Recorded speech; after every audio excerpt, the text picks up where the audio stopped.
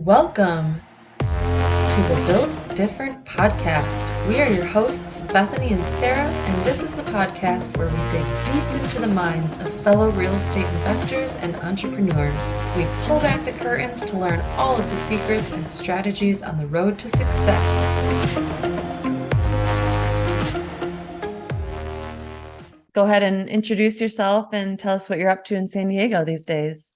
My name is Hannah Cheadle. I am by trade, I'm a commercial real estate broker. I focus on sales and leasing of retail, office, and industrial properties throughout National City and Central San Diego, mostly, predominantly. But it's been a long road to get here. And I always like to lead with who I am is someone who likes to embrace life and live in the moment and plan smart, but be enough impulsive to keep it interesting. I'm an air sign, so I like it to always be changing. I'm the girl that rearranges my furniture in my living room just because it's boring me. Every me too. Yeah. I'm it's been that way too long. Change it. Yeah. How long have you been in San Diego then? I'm from Virginia originally. Right. Southeastern girl, so you get a little bit of that Southern hospitality. Nice. I have friends that joke that they've never met their neighbors, and then Hannah comes over and they've lived there for years, and I know 10 minutes. All of a sudden they know the whole neighborhood. Yeah. So funny. But I moved here. So after college, I went to college in the mountains of Virginia. I moved to the DC area and I worked in government contracting for a couple of years. Went through a couple of brutal winters. I am a beach girl, not a snow girl. I like to visit snow, but not to live there. Right. And so, a couple of those winters, and a girlfriend of mine was traveling to South America. And so I was like, wherever you're going, if it's not here, I'm coming with you. And so I invited myself to Chile, and we went to Chile for 3 weeks. And it was like mountains meet the sea, 72-degree weather, vineyards, Mediterranean climate, 6 to 8 foot waves, palm trees, And I was like, oh my gosh, this looks like I had obviously visited California before, but it's like, I feel like I'm in Southern California. This is Southern California, just everyone speaks Spanish and culturally different, but sounds amazing. It was really nice. And so I decided on the beach in Viña del Mar that I was like, there's nothing in me that wants to go back to DC right now. This was March of 2005, I think. And I got off the plane, went straight to my boss the next day and resigned. I told her I was leaving. I was like, I'm moving. And she's like, oh, you're never coming back. She's like, San Diego, you're never coming back. Wow. It's home now. Yeah. I need to be in or on the water. So I'm an avid sailor. I'm part of a crew and compete most weekends on a sail. And then I leisure sail. We were sailing on Wednesday. And then, most weekends I'm sailing. That's really good. Yeah, that's fun. It's my way to de-digitize. Oh, yeah. That's perfect. One with turn the engines off and just sound of the wind and the sun. And it's still a team sport. So you're doing things together as a team. And then you get to enjoy a nice glass of cold wine or beer afterwards. So that's perfect. Yeah. The ideal day. And so I got into sailing here, but it's ironic because I think sailing and real estate, my interest in both got started in the same place on the sailboat. It's people who own and maintain boats tend to have extra liquidity. That's a good point.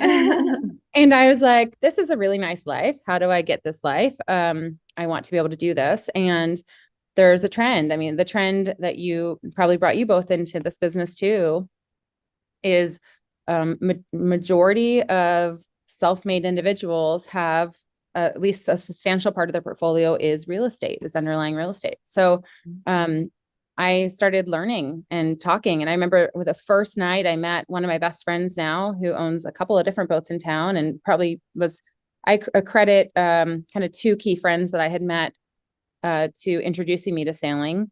But the night that I met this particular gentleman, we sat and talked for 4 hours. And I was like, tell me everything you know. You just have all this knowledge about real estate, about boats, about life. And I was like, I'm so enthralled by it. And it's so interesting.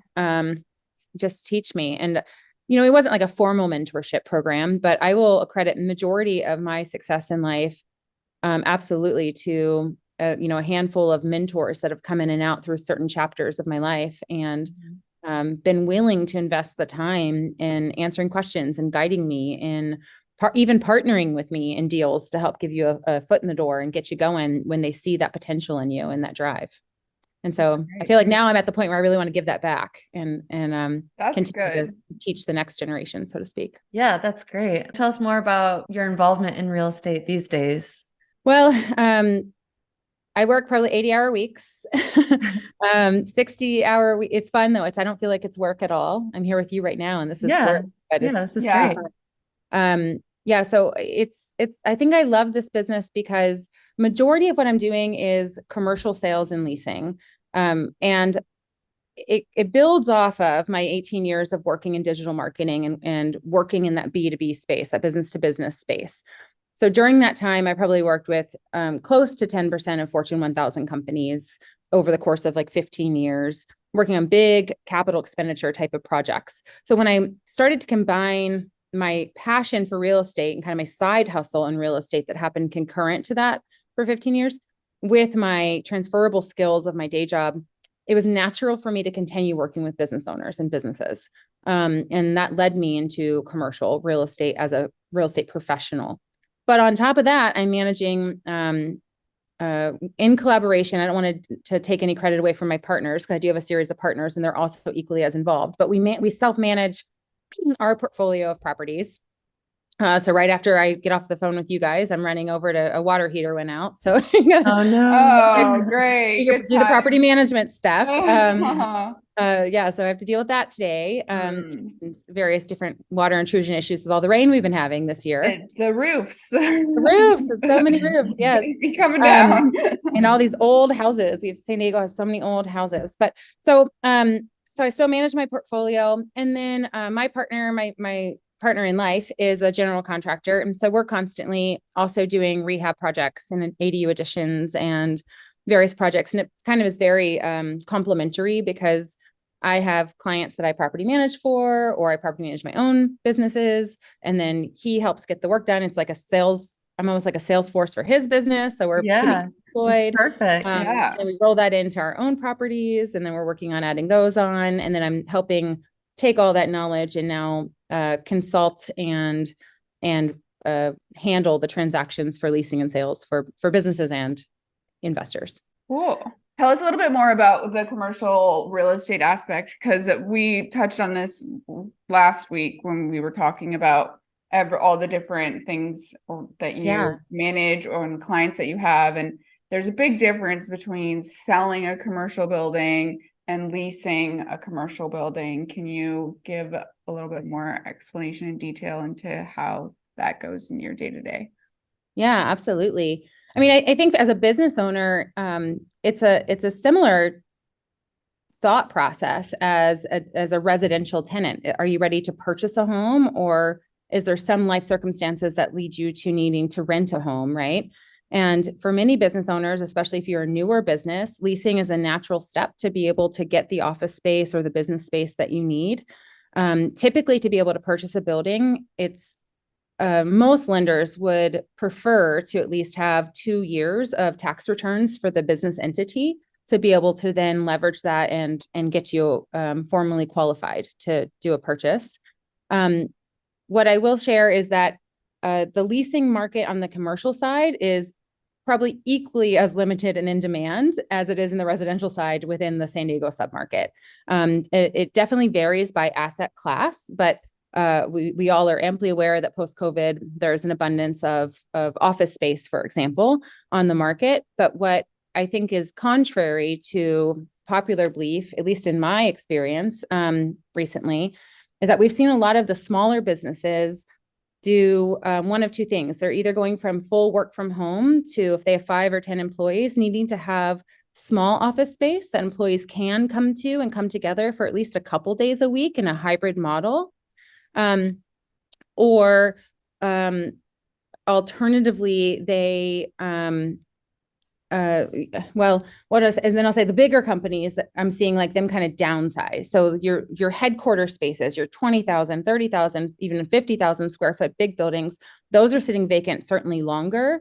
And then in many cases, they're rolling into smaller office spaces. So you're actually getting quite a lot of demand in the small to medium size office space because it's kind of coming at you from both sides. and finding that middle ground. Now in retail and industrial, we've seen huge spikes. So the inventory in industrial was under 1% vacancy throughout COVID because of all the e-commerce demand that was online and people needing to have place to store and or fulfill and distribute. But then we're also seeing that competition. We're almost like with this like retail flare that's coming into industrial. So everyone wants space post-COVID. And so you have now industrial buildings that used to just be assembly or warehouse, storage, that now are CrossFit gyms and breweries and other almost retail-like uses, right? Mm-hmm. And so there's this very minimal amount of absorption into the market with net new builds because there's no land in San Diego, as we know. It's right. A lot of redevelopment or infill. By infill, it's urban areas that might have underutilized pockets of pre-zoned land that now you're kind of filling in those spaces. So there's a lot of that happening. And then on the sales side, it's kind of moving into redevelopment, taking underutilized older commercial buildings and revitalizing them to help meet the high density demands for housing that were short in California. So we're seeing a lot of these buildings get wiped out and come back with a mixed use retail at the bottom and then multifamily above. And so there's a lot of development happening. You're going to see that for the next 20 years. That's the trend the city wants to see. I mean, we don't have any land, so it's kind of an option left. Yeah. So I think to your original question, Sarah, sorry, I diverged a little bit, but when you're considering leasing versus purchasing, there's a lot of things to consider with that. Leasing is flexible, but leases in commercial tend to be much longer than in the residential world. You're talking typically minimum of 3 years, maybe, 5 is pretty common, at least in my asset classes right now, even to 10, although we're seeing more landlords hesitant to go into longer term leases, a 10-year plus lease, because inflation is so unpredictable right now that they don't want to give it up. Yeah. But as a tenant, it's really behooves you to lock that in long term. But also, we have the federal government offers Small Business Administration, SBA, support for businesses. 80% of the businesses in the US are small business. And so there's a lot of funding and special loans available, similar to like an FHA loan to help a first-time home buyer in the residential space, to help businesses get into and purchase their own buildings. And so you can get in sometimes with way less than it costs to lease. Really? If you have a business entity. Why do you say that? Like, where do you see the biggest cost, like savings, I guess, in leasing versus purchasing? So I guess there's twofold. One is what we call triple nets, and I'll go into what that is. Triple nets typically are the overhead expenses that get pushed to the tenant. So your tenants are paying those. Second is the way that SBA loans are structured and the requirements by the federal government don't require you to occupy the full square footage. So there's opportunity to offset your costs substantially by having a tenant and having your business become a landlord as well. So the twofold is when you lease a space, there's multiple different types of leases, and that's probably a whole nother discussion, but largely, if you compare it to the residential world, when you lease an apartment, you tend to lease the space and then pay your own utilities, or maybe 1 or 2 utilities are included, like water, but then you pay your own electric and internet and whatever. That's what we would call like a modified gross, but a gross lease is like everything's in there. You don't have to worry about separately paying property taxes or insurance, et cetera. When you take that out, those are what we call nets. It all goes back to like accounting terms.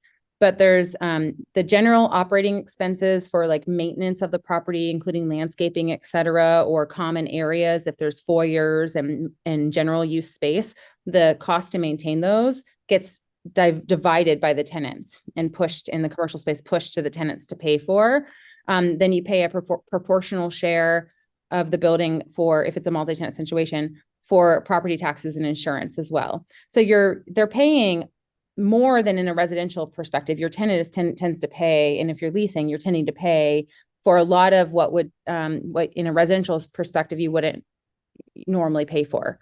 You wouldn't pay for insurance, for example. Now, if you go to buy and you use an SBA loan, SBA only requires as little as 10% down. So you could get $1 million property for, $100,000, and you only are required to occupy 51%, and you could lease up to 49% of it. Wow. So now, and you're passing the 49% of your property taxes and your insurance and your expenses to maintain it on to your tenant. And so now you're substantially reducing even your overhead costs for the ownership of that building. Now it's like $400K of a mortgage because you can offset that other 500 and you put 100 down, right? In like very basic terms. In very basic terms. So there's ways to play. And that's what I love doing is working with what we call owner users, business owners, even like your business set up. After you have 2 years of tax returns, you show profits, you could use that business to grab an SBA loan and put as little as 10% down and start building equity. Maybe it's even small office, and you only need to occupy 51%, and we can lease out 49% of that building. And now you have an additional income stream coming into the business, as well as building equity business. Get out of the residential space. There you go. Do you have a specific type of business owner or client that you like to work with the most? All industries. I have literally worked in every industry. And I think I credit a lot of that to back in the digital marketing days. Yeah. So all industries, I mean, really, if it's like 5 employees and up and been in business, 2+ years, that's ideal, in the sense that I'm going to be able to set you up for the most success and finding the optimal space for your business. But that said, I mean, anyone driven. I have a client doing as little as 100 square feet, looking for just a tiny little satellite office because their business requires, they're an insurance firm, and they're doing more of like a hub and spoke model. So they have a headquarters that's a larger office, but they want to have little satellite offices that clients in different sub-markets can just drop off a check and perfect an appointment. And so that's okay, because it's all about that relationship and building those relationships and helping find the right optimal space that's going to help their business and their business needs thrive, including downsizing. If sometimes people over leverage when their business is growing and they have a bad year and they need to sublet it out and get out of that space. And I help with that as well. Ultimately keeping your expense line item tight. I know. Are you only in San Diego County, or are you all over the country, all over the state? Yeah, it's a great question. The majority of my business and business relationships is definitely Central San Diego. That's probably 80% of my business. Mm-hmm. That said, you guys know, in just with how you even service your own clients, and anyone in the services business, you go to where your clients need you. So, last fall I double-ended a deal that was up out of San Francisco Bay. And that's okay. I can do that. And then I have clientele that live here locally that are looking to purchase a particular asset class in Florida or Texas. I have access to that. I'm with Pacific Coast Commercial, and we're part of this group called TCN Worldwide. And we have access and pay premiums to have access to global inventory and global other boutique brokerages. So those other boutique brokerages, we can partner with them and use their in-state licenses to be able to fulfill the needs of clients. Okay. So yes, it is possible. And it happens in a lot of cases where people want to invest out of state. And I am certainly able to be the point person to either help service them or find a colleague in my network in that market that knows that market really well and be able to make that connection. Perfect. That's great. That's awesome. Good to know. Yeah. I mean, even in Spain, I had someone go, I want to buy something in Spain. Wow. No way. I have it. I have Spain inventory, Wow. You mentioned earlier as well that you had different mentors in your life at different points of time. Were those people you just happened to meet, or were you seeking people out? I want to hear more about those relationships. Yeah. I don't know. I guess I'm a big believer in law of attraction and birds of a feather. I was not seeking them out directly, but through the types of conversations I was having and the people I was engaging with, I think that you start to put yourself in the right environments, that you're going to meet the people that complement your skills, that you're able to maybe teach and provide what you know, and also hopefully learn. I'm a big believer that in everyone you meet, there's an exchange. I hopefully even after this conversation, you feel empowered through what you've learned through me, and I feel empowered through what I've learned through you, and we're all better people because of it. Mm-hmm. But yeah, so in this case, I mean, one of my biggest mentors and business partners who I own multiple properties with is my CPA, but he wasn't my CPA when I met him. He became my CPA because he made my taxes complicated. You got me into this. Now you get me out of it. Not get me out of it. Maybe that was a strategy all along. Yeah. But that said, I mean, I met him because I had another girlfriend who I had a flipping business for about 5 years also in Arizona, predominantly Arizona, although we did some work in other places too, but she was born and raised there, had all the connections there. It was much more financially achievable for us back. It was almost 10 years ago now, or 8 years ago or so. So when we started it, so much more achievable to get in the market at that time, in that market. And, this was her accountant. And so she invited me, she said, "Hey, come, I want you to meet this other guy." I was talking to him about my taxes and about us flipping. And so he started asking me questions about real estate, and turns out he's really invested in real estate. And so I thought you should meet. And we showed up at Starbucks to have a little meet and greet. And he was like, "Let me show you something. Do you have time?" And I was like, "Yeah." 15 minutes later, we were around the corner and we had an offer in on a house. I had literally met him that afternoon. And we still own that property today. Wow. That was my very first local investment. Talk about taking a leap. Yeah. Yeah. You must Sometimes it's educated risk, right? Educated risk. Yes, that's great. I love that story. Yeah. And still, I mean, still to this day, he's a very pivotal influential member of, my team and my growth. And I'm very appreciative for that. And yeah, but others too. I mean, it's really different. It depends. Each stage of life, I feel like there's like different types of mentorship that you take on and evolve and hopefully give back to. Mm-hmm. And you're very involved in a ton of different networking groups and boards and all of that as well, right? I am. Yeah. I think so when I was in digital marketing, I ran our account management, client support, and client services teams at a global level. So, part of it, I think, is the account manager in me is all about nurturing relationships and long-term relationships. I'm not salesy. I'm not like your car salesman, biz dev type of person. Mm-hmm. I completely grow my business through relationships and long-term thinking, big picture thinking. And also how can I help serve you? And so I think in my office, we have about 40, depending on the month, and 40 to 45 brokers. And I think I'm developing quite the reputation as the go-to for networking. That's good. That's good. Yeah. But it serves me well because not only is it, yes, business comes from that, but that's not the primary goal. The primary goal is I'm an avid learner, and you never know who you can learn from and who you're going to meet.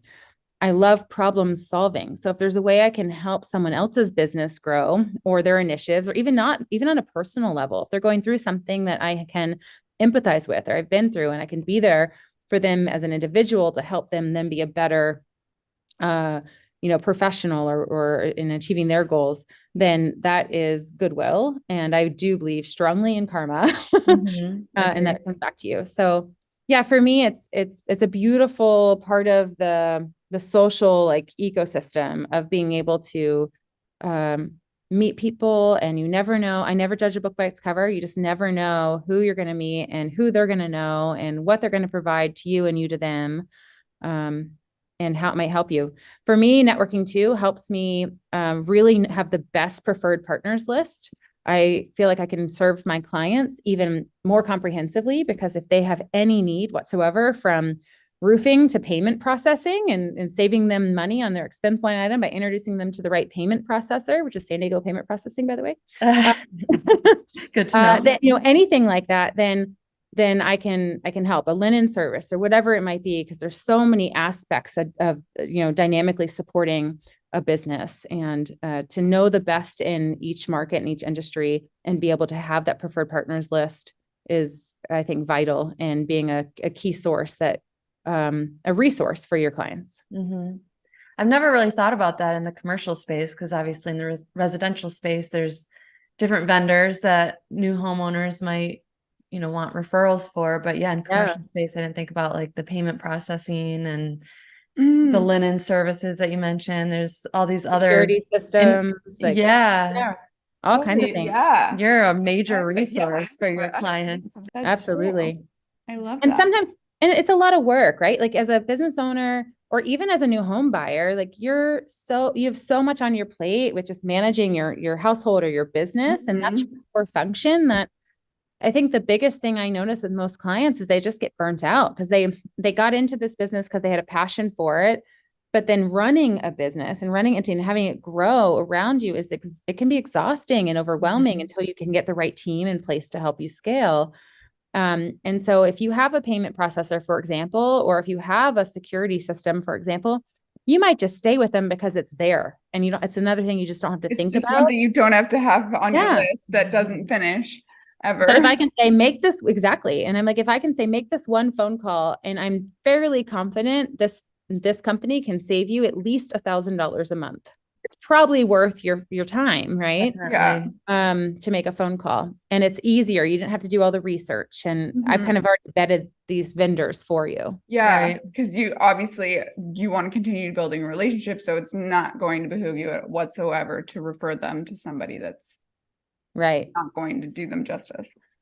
And So I think for cool. me, like my why in doing this is I've been in San Diego since 2005-6 timeframe, and I feel like this city has given so much to me in helping me find joy in living. I feel so blessed to live here.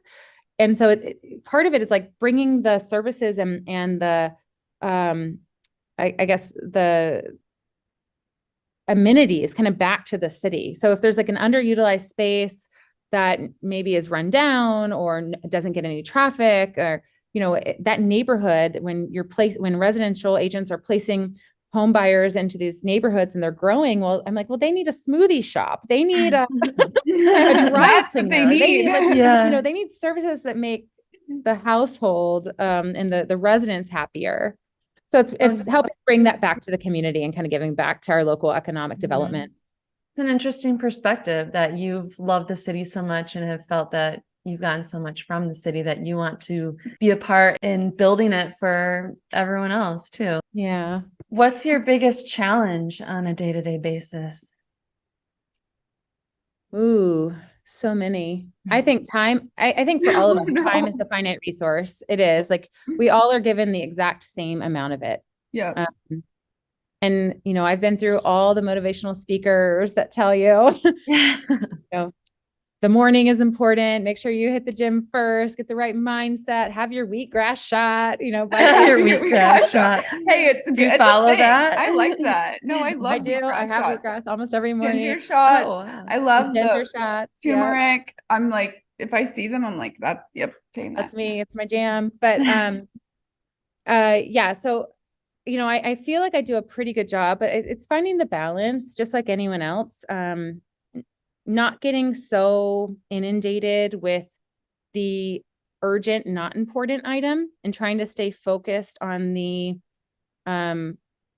maybe less urgent, more important items that are really leading and guiding where you need to be and where you're going to get the most return for your investment of time and energies. Time management is an art, not a science. Can you give us a rundown of your week? Because I honestly, just by heart, I've remembered that today is follow-up Friday. Like, I'm not even joking you. Like, media, is it Media Monday?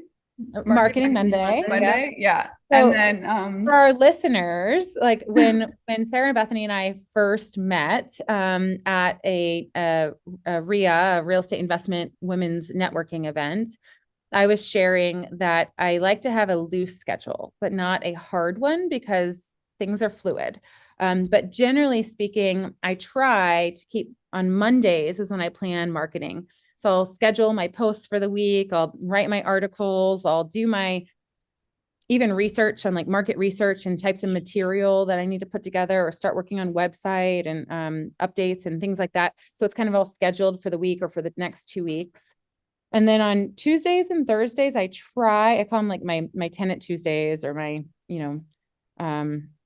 my buyer Thursdays or whatever, but I try to make my tours, my tour Tuesdays, tour Thursdays. Like if I'm out in the field, I try to keep sounds those like field days. Yeah. Yeah. Like in the field. That. And then Wednesdays is what I call work at Wednesday. It's a lot of office time. I don't want to Okay. be Friday feeling stressed, and I don't want to be the rude partner that or service provider that is sending you stuff on a Friday afternoon saying you need to get this back to me by end of week. So Yeah. so Wednesdays is like I'm just like powering through. If I can get it done in a short day, great. If I need to be there late, like at the office till 7 or 8, I will, but I'm getting everything pushed off my plate and back out. My work at Wednesday until I'm done. My checklist is caught up. Everything is in everyone else's court, and they still have half a week to perform, right? So Mhm. Yeah. and then Fridays are is generally follow-up Fridays. So it's a good time just to go back through your list, say who have I not talked to. I think Fridays in the business world, depending on your type of business, obviously not in bars and restaurants, but in many businesses, Fridays are a little quieter. It's a little bit of downtime. It's a good time to take a unsolicited phone call. Usually it's a little flexibility. People are in good moods because they're getting ready to go on the weekends. Right. So follow-up Friday, it's a good day to do your follow-ups and reach out. And that includes to my network, not just to clients or prospects. I Yes, like it. I love it. Yeah, it's It's great. my favorite for this whole week. I will say, I don't remember the book, but I can't take credit for coming up with that. And the book indicated a structure kind of like this. So I modified it to work for me. Okay. Yeah. If you think of the book, let me know. But I besides will. that, you're getting all the credit. Sorry. Well, on the Yeah. flip side of what the biggest challenge is, what's the most rewarding part of your business? Oh, gosh, there's honestly so many. Mm-hmm. I don't even know where to begin. I think that I think the most rewarding part and what stifled me a little bit in working in when you've been working in a W-2 job for close to 20 years, I the first half of that, I was still learning abundantly. But by the second half of it and towards the end, I felt like I was doing all the teaching and not much growing and growth myself. And I also felt like, okay, we'll get real, Bethany. We'll get Yes, real. let's hear it. I went through like 5 or 6 New Year's resolution years where I was like, oh my gosh, I have the same resolutions as I had last year, and I still made progress on them. And I think I was afraid to say no to others. So I was so too much of a people pleaser. I still am. I still want to be, but like I think too much so that to my own detriment, where I was saying yes and helping other people pursue their goals and build their dreams more than I was prioritizing my own. And that changed probably. I had a roommate one time that said, like, Hannah, it's not selfish to prioritize yourself. Selfishness is defined differently. It's how you treat what you're given. If you're recharging or focused on you in order to then have an abundance to be able to share and deploy with the world, that's not selfish, right? That's Right. focus. And so I think whatever, I'm paraphrasing what she said, but it really registered with me where I started learning what it's okay to say no to, and in order to be able to say yes to the right things. And to go back to, what brings me the most joy is I feel like once I shifted and really went all in on believing in myself and trusting myself that I had all the knowledge and skills and time and resources to be able to take what I have to offer to market and help others become better versions of themselves too. I think the real joy comes in seeing that long-term like growth and kind of building that better community or better individuals because they came in contact with me and I was able to help be a blimp in their life. It's almost like so cliche and silly, but it really feels like you're building something bigger than yourself. It's almost impossible to even foresee how that one moment in time might reverberate in the future into so many beautiful things, right? Right. And so, yeah, I think for me, it's just building. I feel like I'm now really part of making change for the better in San Diego, just by being involved in the chambers of commerce, the economic development groups, the community planning groups, by helping network and meet other businesses, bringing those services. How do you do all of this? I'm exhausted just listening to your I love it. Like, I will give you a brief example. If we're not running low on time, I was just door knocking and went into a tire shop and met a gentleman, Bobby's Tires in National City. They're great. If you ever need tires, go there. Okay. But like you're going into a tire shop, you're not thinking much of it, right? But he restores classic cars and has a passion for cars. Yeah. Well, as many know, National City has had a history of automotive. We have mile Right. cars, and so now, just a couple weeks ago, the city council was voting on being able to bring back the cruising culture it's like a staple historically in National City to be able to cruise, but there was all these problems with it. So they had to regulate it and kind of tighten it up and shut it down. Now there's going to be, I think there's at least 4, maybe 6. I need to follow up with Pedro, but they're going to have city sponsored cruising events where only classic cars can register to join, and it'll bring tons of people. It'll bring tax dollars and sales That's and awesome. revenue. And it's embracing the culture, but it took like this community of businesses to bring back that historical kind of mark for what makes the city special, right? Right. And being able to bring that back and to see the light. Like I went back and talked to Bobby at Bobby's Tires when I saw him yesterday, actually. And like, he was at the meeting, and all the peers in the automotive industry down here were like ear to ear smiles. Like I get to show off like I have classic cars. I invest my time and energy in this beautiful collection, and I now have an opportunity to show them off in a city that I live in and work in that's going to support this culture, right? It's really beautiful. It's a really cool thing to be able to embrace that. That sounds awesome. I'm there. Yeah. So look out for it this summer.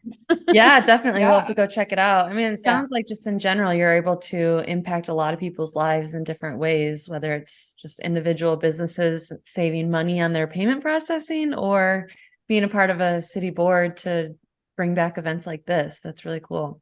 Yeah, it's fun. It's a whole part of real estate that I think when you first get licensed, you almost get overwhelmed because there's so many niches within the real estate world that you can do. Yeah. The doors just open in abundance. Mm-hmm. I feel very blessed to have found something that I'm so passionate about, and hopefully that exudes.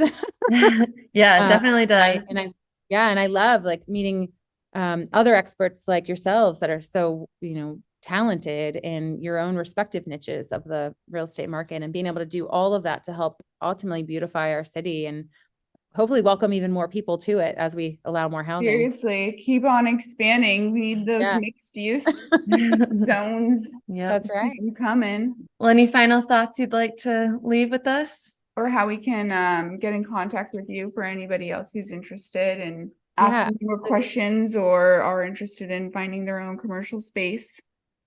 Oh, thank you. Yes. I start every morning when I get out of the shower. I have a chalkboard that's in my bathroom that has a quote, and my quote that has been there for like the last 6 months is, "Be the reason someone smiles today." Oh, I love that. And I want to leave that. It's all about giving and bringing a smile to someone else. And so I would just like to throw that out to the audience and to yourselves. Be the reason someone smiles today. Good reminder. Seriously.